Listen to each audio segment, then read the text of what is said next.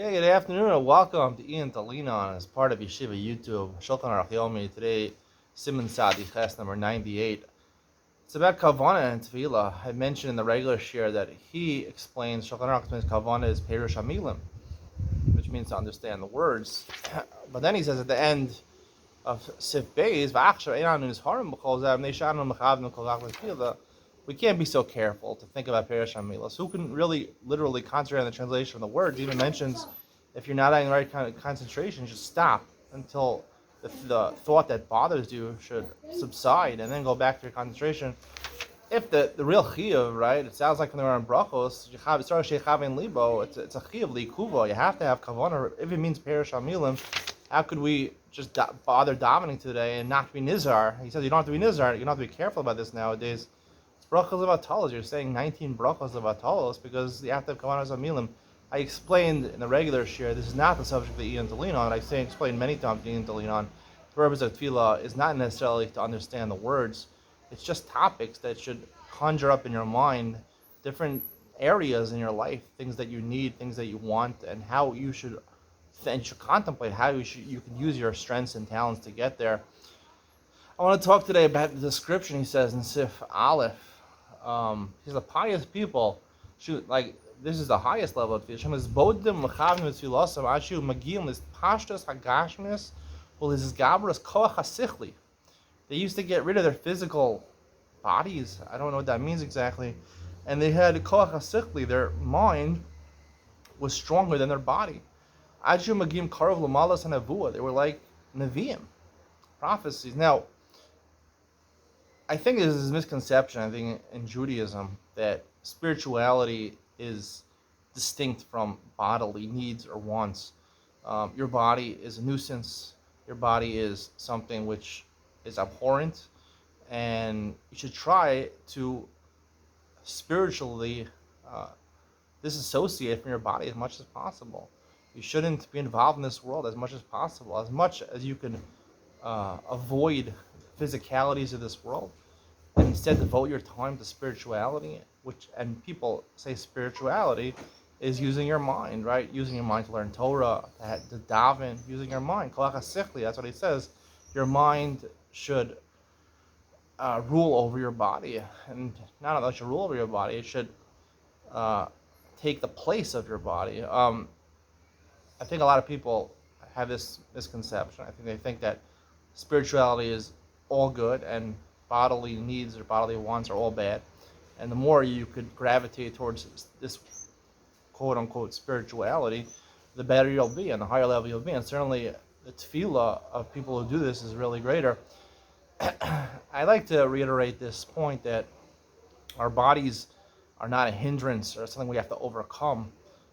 We have to use Torah, tefillah, to guide our bodies. There's obviously pitfalls in the materialism in this world. A person just goes after his heart's desire. Of course, he's going to do a lot of averos. He's going to be drawn in the wrong direction. The gashmias, materialism will be out of control. The point of your mind, is to figure out how to control your body and to use the gashmias in the right way. Doesn't mean the gashmias shouldn't be used in the right way. Good gashmias means materialism, which means enjoyment. That's what you do with the material world. You enjoy it.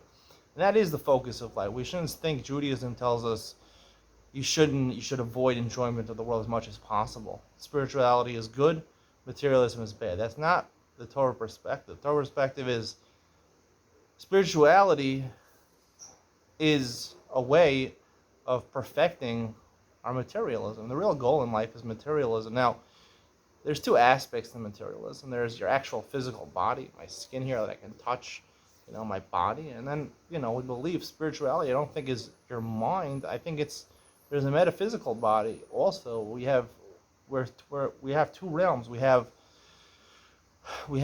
a body, a physical body, which you can touch and you can hit and you could feel, and then you have a metaphysical body, which is sort of not within our grasp humanly, but there are points in life where you can actually feel this metaphysical body.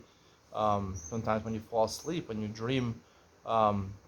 Sometimes there's extreme points in your life where you're just able to have extreme strength or extreme abilities.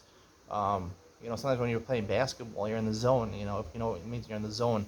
You drop it in the ocean. Any you shoot from anywhere, it's going in. Now, you know, NBA Jam he's on fire. It's happened to me several times in basketball. You can't miss. It's a metaphysical thing. Your body, your metaphysical body, was overriding your physical body, which has limits.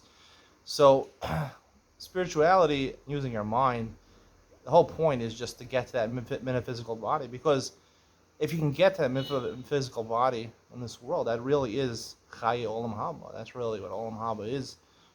It's a metaphysical body we can't see. We know it's there. The fact that we have decision making, the fact that we have consciousness, we know there's something there that's not something that you can touch physically, but you can touch it physically. It is there. It's just a little more delicate than the actual gross physical self that we all can measure and look at. There's actually a metaphysical presence in every person, and you should never want to detach your mind from your body, because that's really what kares is. Kares, which is one of the ultimate punishments, kares krisos, is when your head is cut off from your body. That's the worst punishment in the world.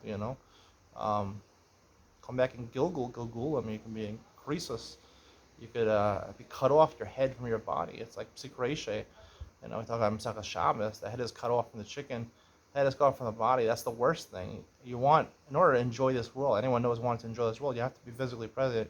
Your head has to be there along with your body. And just the reality of this world, that your mind should be used to control your body. Your mind is not the ikar. The body is the ikar. The body is the main point of your life. The mind should be used to guide your body in the right direction and get that metaphysical world. I hope and pray that this year all of us should reach our metaphysical selves and really start to enjoy this world. Olam Haba. Hope you enjoyed. See you in the next one.